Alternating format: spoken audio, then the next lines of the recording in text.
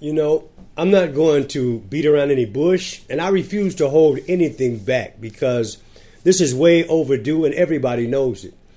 This is a message directed towards William Leonard Roberts II, formerly known in the rap world as Rick Ross. Listen, brother, for years now you've been running around telling the world that you made up a name and a fictitious character named Rick Ross, who just happened to be a real live in the flesh ex-hustler. You, me, and the whole world knows that you took this brother's life story and used it for your own agenda. The real sad part about this whole ordeal is that you really didn't have to lie. Everyone I know, including myself, thought this was a brilliant idea until you started lying and denying it. All I could say when I saw that interview was, no, he's not going to put himself through that again, is he?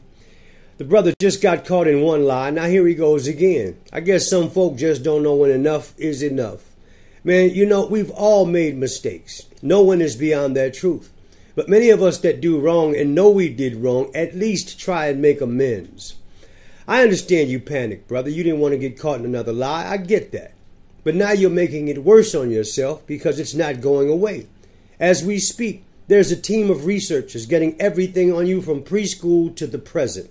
So if I may make a suggestion to you, my brother, what I would tell you if I was your advisor is to tell the truth and just let the chips fall where they may. You'll see, the truth shall set you free. And if anything does go wrong, hell, you've made enough money to last you and yours for a very long time. You know, some of you may be asking what my interest is in this whole thing. Well, a while back, I met a brother during a radio interview. Many of my folks already know him, but we'd never met. It's kind of funny because we're from the same area. I'm from Compton, he's from South Central, but our paths have never met. But I have known many dope boys in my day, and most of them are pretty shrewd businessmen. But that's all they really know. You really don't get the impression that they're anything other than a drug dealer. And as far as I was concerned, it was no different with Freeway Rick Ross. But once we began to talk and discuss the things that would be brought up during this interview, I started to get the feeling this brother was much more than just an ex-heavyweight drug dealer. I started getting the impression that he was a son, that he was a brother, he was an uncle and a father. And the more we talked, the more I was impressed by the intelligence of this brother that had just learned to read and write in the penitentiary. Folks, I don't befriend many. Come to think of it, I really don't befriend any. But once I got to know this brother, I can truly say that I found a friend. And that, ladies and gentlemen, is my interest in this. A few days ago, Freeway Rick and myself sat down at the Juicy Juice Bar in Carson, California. This is how things went. Check this out. I really wanted to know this. Did you try, to contact the brother before the lawsuit? I did. You did try to contact him? I did contact him. Oh, you did contact him? We spoke on the phone. Okay. Okay, I mean, what was it? And I wrote him. I heard about you wrote him. I think he mentioned that on one of the interviews. What happened when you spoke to him, though? Well, you know, he told me that he was going to do certain things, and he felt that he owed me for using my name, and he thought that my name had really helped his career. So he did admit that?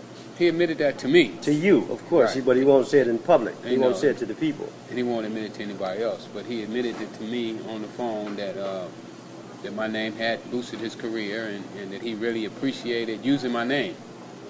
And that he was going to be doing certain things for me. Yeah. Eventually. I knew the direction he was going in,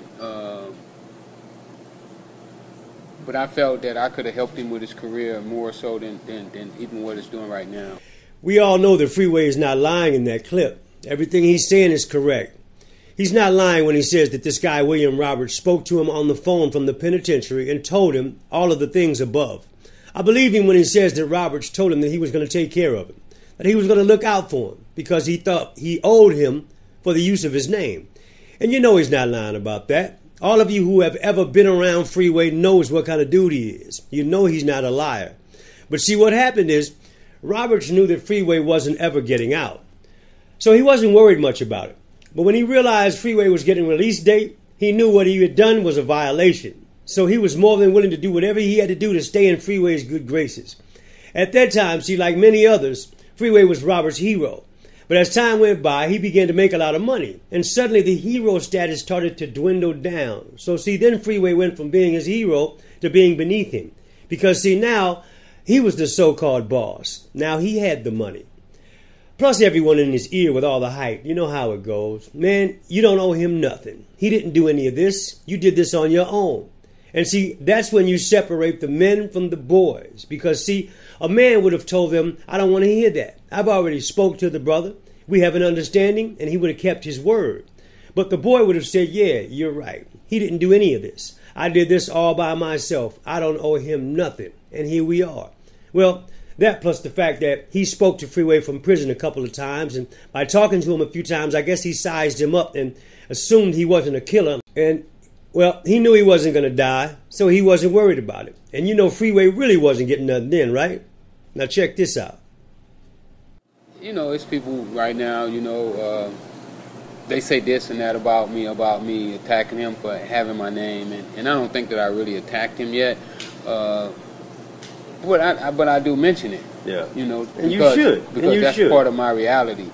But as you see now, even with my book, the way my book is taking off, you know, and this is just me, and this is being blackballed by the whole industry because everybody in the industry backs him and they loves him. Of course. They co-signed for him. And I believe all the co-signs that they gave him were my co-signs. You know, the features that he did on albums, that was money that should have went to me. Because no doubt about it. No doubt about it. It's just that he took all of my street credibility and everything. That's what I'm saying, and made it his own. So he basically stole that from me. He stole me the opportunity from having that same opportunity to do the things that I'm having to now come back and fight against because they already did it with him.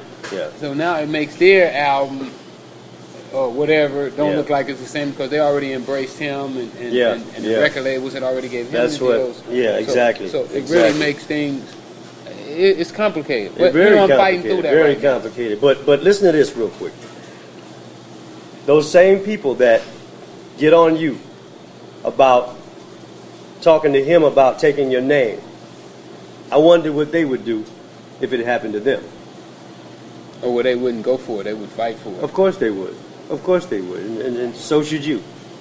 I agree. So I believe that every person should fight for what's theirs. I want to address very quickly a couple of things in the second clip. All you brothers out there that know Freeway and know what kind of guy he is, you still turned your back on him for $1. Everybody knows that they can make a few bucks doing a feature with this cat. But how did he get to their place? How did he get so popular that you can do a song with this cat and get rich? He certainly didn't get it because he was that good. Shame on you guys, man. Just when he needed you in his corner the most, everybody abandoned him. I ain't gonna say no names, you know who you are. But don't come around riding the sack when he gets back, because he's coming back. You best believe he's coming back. Now, let me help you guys understand exactly what's going on here. I know you don't know what it is, because if you did, you'd be as pissed off as I am. This is 2014 in the United States of America. We're not in some third world country under some strange, insane dictatorship. Can someone tell me how a person can take and use another man's identity for his personal gain and get away with millions of dollars with no punishment? Let's face it, we're not talking about just any name here. We're talking about a name that's worth a boatload of money given the opportunity. We're talking about an individual who is in the federal prison system with no chance of ever getting out. But at the same time, knowing that if he ever got to see daylight again, he could fall back on his name and his story, and he would be able to feed his family and live a normal, productive life. We're talking about a man that will forever be known as the one of the most notorious drug kingpins to ever hit these United States of America. The man responsible for the world finding out that the Central Intelligence Agency was involved in helping to flood the streets of Los Angeles and other major cities with crack cocaine.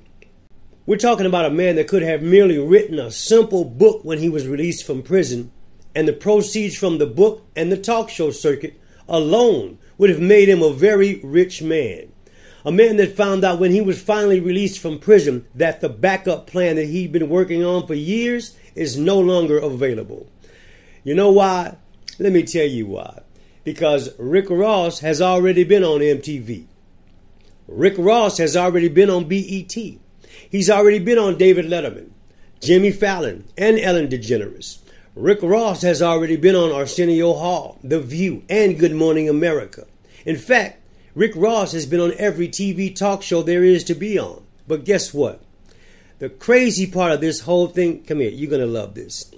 None of them have ever met Rick Ross. There's a guy named William Roberts running around the world telling everyone that his name is Rick Ross and that he used to be a big-time drug dealer. He actually made songs talking about some of Freeway's old war stories as if they were his, and people actually believe him. Peep this. The producer of every talk show does a research before inviting a guest to a show. They researched and Googled the drug dealer Rick Ross, and oh my God, they hit the jackpot. This guy has a rap sheet like Al Capone, so they had him on the show. But before they shot the show, he approached the producer and told them that this was all in his past, all that's behind him. He wants to move forward, so let's just talk about the music. And that, ladies and gentlemen, is how he got away with that. So when Freeway finally gets out, he's hit with the bad news. The plan you set in prison for all those years and drummed up is no longer available. Someone has taken your name and your identity and used it completely up. So you see, this is why I jumped in on this campaign. I, like everyone else, heard about this and just kept it moving. I didn't really pay too much attention to it until I sat down and listened to the whole story, and I couldn't believe it. If you're with my man Freeway Rick Ross, then I need you to subscribe to this channel. Then I need you to go to rgspeaks.com and register on the video button. That's rgspeaks.com and register on the video button. Thank you. This is RG Robinson. Thanks for tuning in. Until the next time, take care and be blessed.